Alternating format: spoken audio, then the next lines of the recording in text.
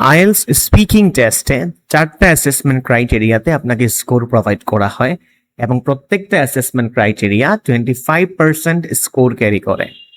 First one is fluency and coherence, যার মানে হলো আপনি কতটা সাবলীলভাবে কথা বলতে পারছেন এবং আপনার কথাগুলোর মধ্যে কতটা সামঞ্জস্যতা আপনি মেনটেন করতে পারছেন।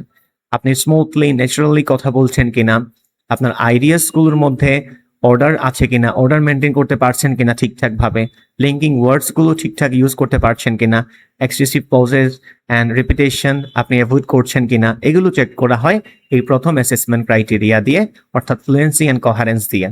নাম্বার 2, লেক্সিক্যাল রিসোর্স, এক কথায় ভোকাবুলারি। আপনার ওয়ার্ডসগুলোর মধ্যে আপনি কতটা ভ্যারাইটি মেনটেন করতে পারছেন, অ্যাকুরেট ওয়ার্ড চুজ করতে পারছেন কিনা, প্যারাফ্রেজ করতে পারছেন কিনা, এগুলো চেক করা হয় এই অ্যাসেসমেন্ট ক্রাইটেরিয়া দিয়ে। Number 3, grammatical range and accuracy.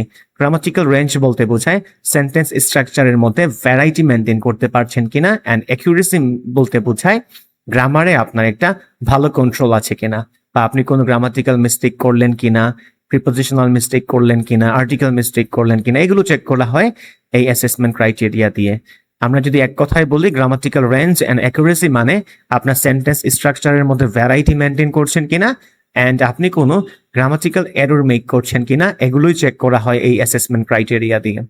Number 4, pronunciation, এক কথায় একটা ওয়ার্ড সঠিকভাবে উচ্চারণ করেছেন কিনা, এটাই চেক করা হয় এই অ্যাসেসমেন্ট ক্রাইটেরিয়া দিয়ে।